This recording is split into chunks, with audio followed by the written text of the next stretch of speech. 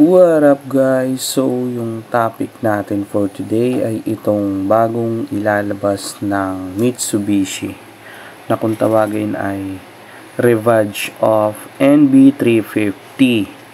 So itong van na to na ilalabas ng Mitsubishi ay hindi upgraded ng L300 at hindi rin latest version ng Delica. So ito ay rebadge mismo ng Mitsubishi ng Nissan NB350.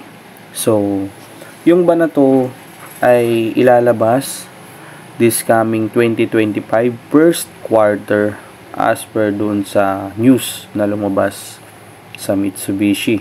So, yung ba na to ay may specs na engine. So, kung tawagin nito ay L350. So, ang gagamitin siguro na engine dito ng Mitsubishi ay ang engine ng mga Montero.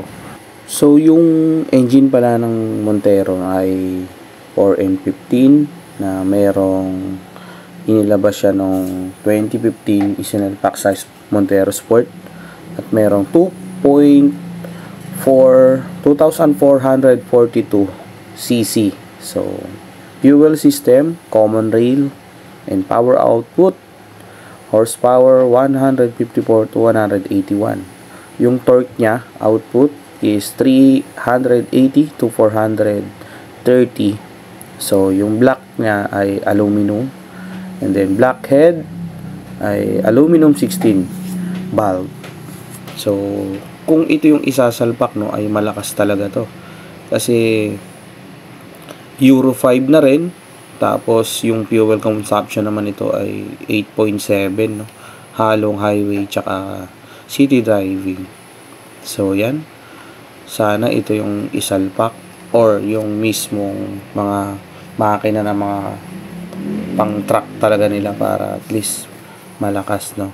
So, hopefully, sana ito yung gamitin talaga na makina. So, ito lang naman kasi yung isa sa pinakasubok na makina ng Mitsubishi. So, yan. 4N15. Euro 5. Pagdating sana sa variant, no, maglabas din si L350 ng high and low variant. Tapos, maglabas siya ng mga magagandang kulay like gray, black. So, usually kasi yung nilalabas ng Mitsubishi pagdating sa mga van ay white no? Kita nyo naman sa L300, wala silang inilabas na ibang kulay. So, hopefully, this coming 2025 na ilalabas nila yung Revenge ng NB350 ng Nissan ay maglabas sila ng magandang kulay. Tapos, lahat ng upuan ay naka-front view. Tapos, maganda yung spacing ng upuan. And then, kahit mga 15 to 18 seater capacity, no? Sana maganda yung maging output ng L350 this coming 2025.